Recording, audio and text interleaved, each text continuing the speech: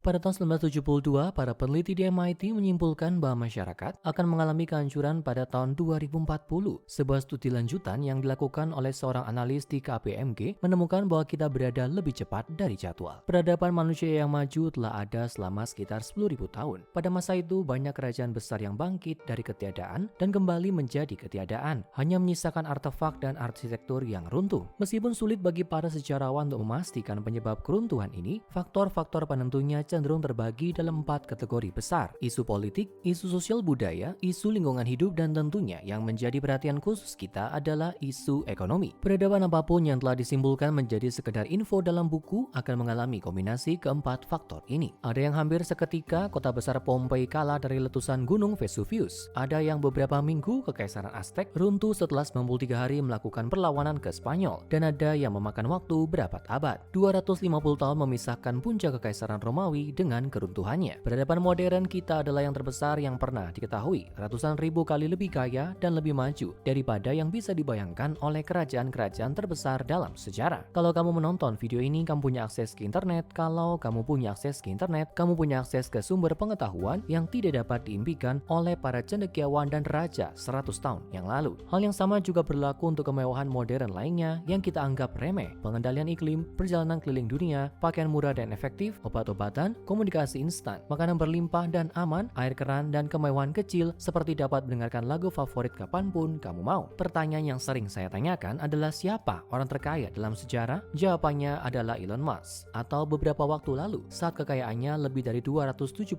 miliar dolar. Itu mungkin berubah tergantung kapan kamu menonton video ini. Tapi bagaimana dengan Rockefeller, keluarga Rothschild, keluarga Romanov, atau bahkan Mansa Musa yang suka dibicarakan orang? Bagaimana dengan mereka? Tentu mereka kaya pada zamannya, tapi zaman mereka adalah salah satu kemiskinan yang hampir universal. Meski relatif kaya, mereka tidak dapat memimpikan semua fasilitas yang kamu anggap biasa. Izinkan saya bicara. Kalau saya punya pilihan antara apartemen 2 kamar tidur yang modern dan istana Prancis abad ke-15 yang luas tanpa AC, tanpa pipa ledeng, dan tanpa makanan yang tidak akan membuat kolera, saya pasti pilih apartemen itu 10 dari 10 kali. Dan kamu bodoh kalau kamu tidak melakukan hal yang sama. Bagian terbaiknya, ini bahkan belum menyebutkan perang. Terlepas dari apa yang mungkin dipikirkan kebanyakan orang berdasarkan tontonan di TV kabel dan Reddit, kita sedang menjalani salah satu periode paling damai dalam sejarah manusia. Hal ini sebagian besar disebabkan oleh kombinasi teknologi, pendidikan, dan kerjasama global. Bahkan negara-negara dengan permusuhan yang meluap-luap di bawah permukaan kini lebih bergantung satu sama lain dibandingkan dengan sekutu terdekat pada masa Napoleon.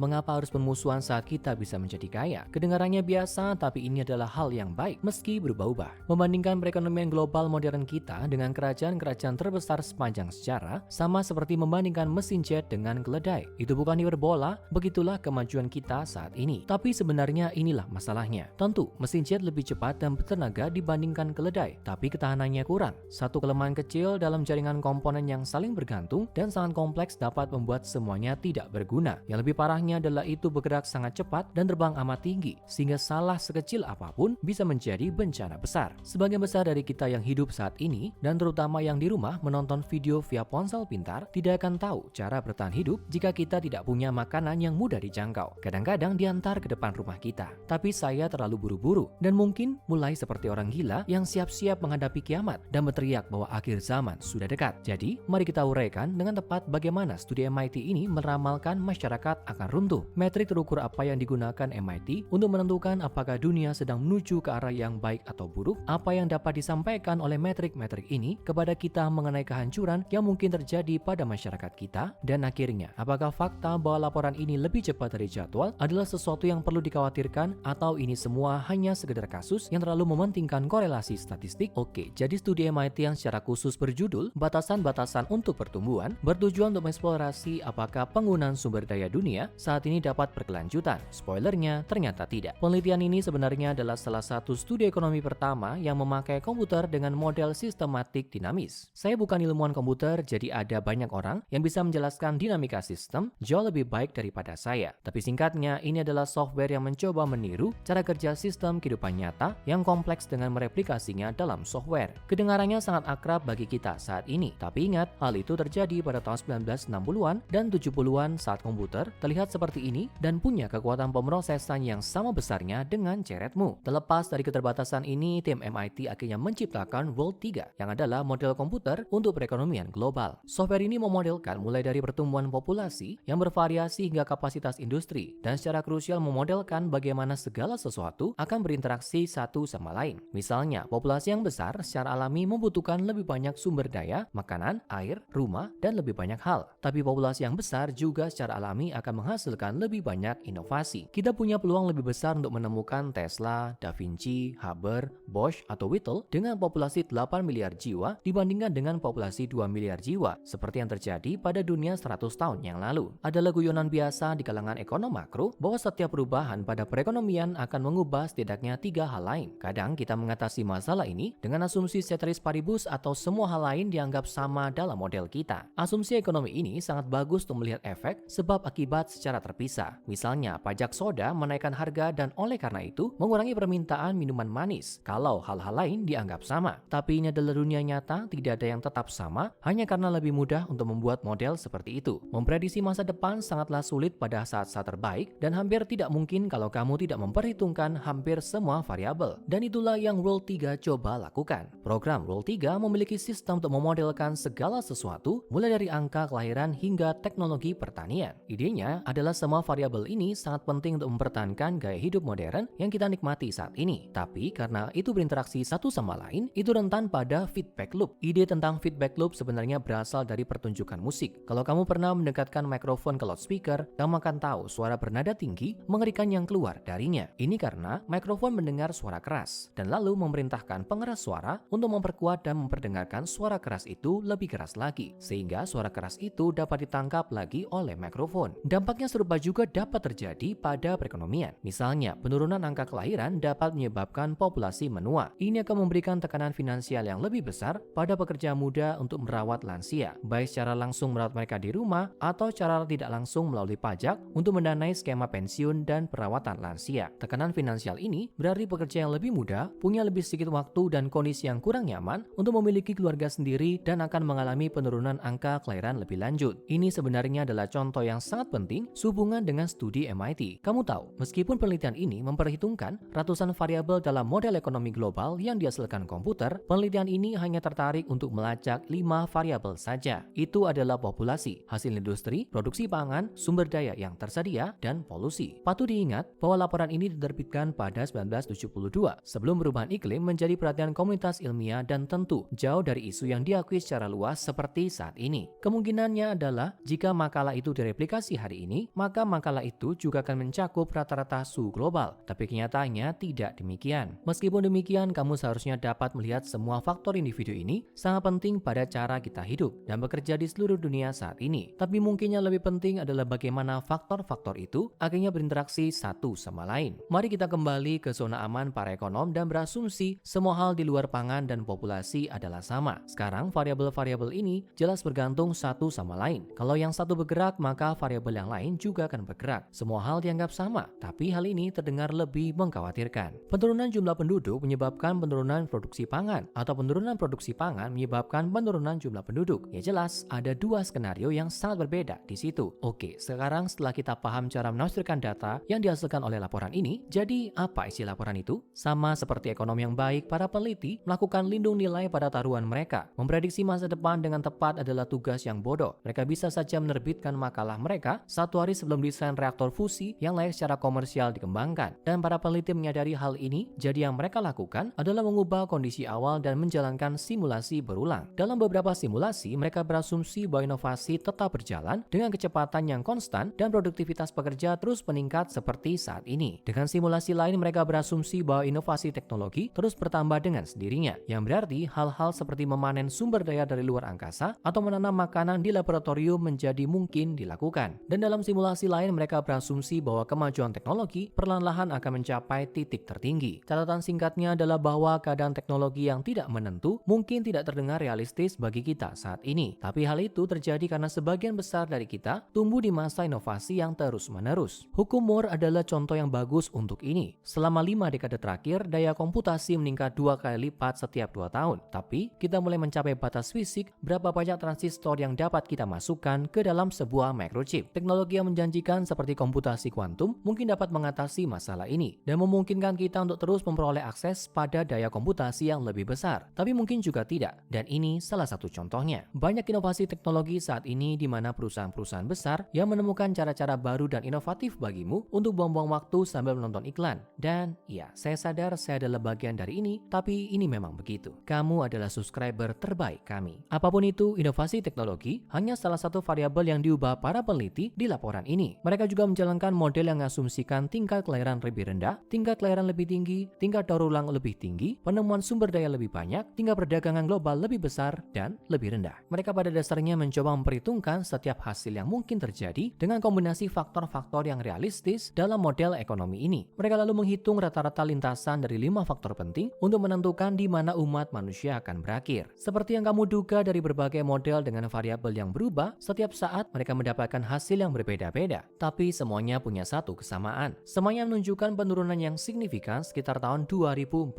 Tentu mustahil untuk menangani ribuan hasil potensial yang telah dimodelkan. Tapi para peneliti benar-benar fokus pada beberapa hasil yang sesuai dengan deviasi standar dari hasil potensial itu. Hasil yang pertama dan berpotensi paling optimis disebut skenario teknologi komprehensif. Ini adalah model di mana kita terus hidup seperti yang kita lakukan saat ini. Tapi teknologi berkembang cukup cepat untuk memastikan kapasitas produktif kita mampu bertahan dengan semua orang baru yang perlu diberi makan, tempat tinggal, dan pakaian. Model ini masih memperkirakan penurunan produksi pangan yang signifikan, terutama disebabkan oleh polusi saluran air dan penyalahgunaan lahan subur. Tapi hal ini dapat diatasi melalui inovasi teknologi. Populasi memang mulai stagnan sekitar tahun 2040, tapi ini karena kecenderungan alami dari populasi perkotaan yang lebih kaya untuk punya lebih sedikit anak dibandingkan dengan orang yang mati kelaparan karena kekurangan makanan. Dalam model ini, output industri mencapai puncaknya dan lalu menurun, yang biasanya menunjukkan standar hidup lebih rendah. Tapi ini hampir seluruhnya diimbangi oleh penggunaan barang-barang yang kita punya secara lebih efisien. Kalau di masa depan teknologi mencapai titik di mana kita punya mobil yang bisa mengemudi sendiri, maka kebutuhan kepemilikan mobil perorangan akan sangat berkurang. Ini mungkin menyebabkan penurunan hasil industri, tapi ini bukan berarti kita akan menjadi lebih miskin, melainkan tiba-tiba mobil yang dulu hanya melayani satu keluarga, kini bisa dipakai bersama secara efisien oleh banyak keluarga. Ini sebenarnya yang dibicarakan oleh Forum Ekonomi Dunia saat mereka dengan terkenal mengatakan bahwa Anda tidak akan punya apa-apa dan bahagia karena itu. Mereka mungkin tidak tahu cara berkomunikasi dengan masyarakat atau mereka diam-diam suka membuat orang merasa marah. Penggunaan sumber daya yang lebih efisien juga akan mengurangi polusi dan memastikan bahwa bahan bakar mentah tidak pernah habis. Ini bukanlah hasil yang buruk dan ya, kita mungkin tidak akan terus melihat pertumbuhan eksponensial dalam standar hidup seperti yang kita lihat dalam 100 tahun terakhir ini. Tapi hal ini juga tidak akan menyebabkan keruntuhan masyarakat. Kalau kamu merasa tidak nyaman mengandalkan inovasi teknis baru untuk menyelamatkan kita, maka para peneliti yang menerbitkan laporan ini punya alternatif lain. Skenario dunia yang stabil adalah apa yang akan terjadi jika dunia mempertahankan tingkat inovasi yang ada saat ini dan juga melakukan investasi besar-besaran pada hal-hal seperti sumber energi terbarukan dan proses daur ulang material. Sekali lagi, model ini dibuat sebelum perubahan iklim dianggap sebagai sebuah faktor. Jadi, ketika kita bicara tentang daur ulang dan energi terbarukan, kita hanya melihatnya dari sudut pandang penipisan sumber daya dan polusi lokal sambil mengabaikan eksternalitas lain seperti emisi karbon. Skenario dunia yang stabil ini dalam banyak hal terlihat sangat mirip dengan hasil teknologi komprehensif